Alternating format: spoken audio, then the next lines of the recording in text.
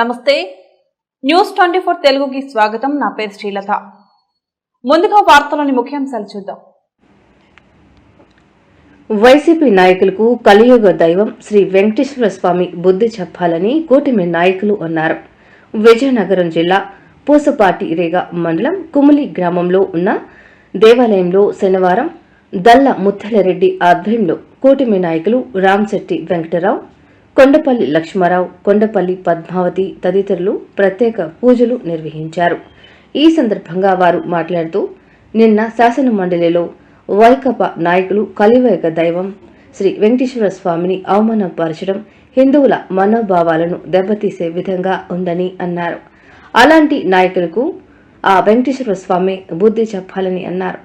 ఈ కార్యక్రమంలో దల్లి గౌతమ్ రెడ్డి, నీలాపు రామ్మోహన్ రెడ్డి, కొండపల్లి అప్పలరాజు, సూరిబాబు, పట్ట శ్రీను, రమేష్ తదితరులు పాల్గొన్నారు.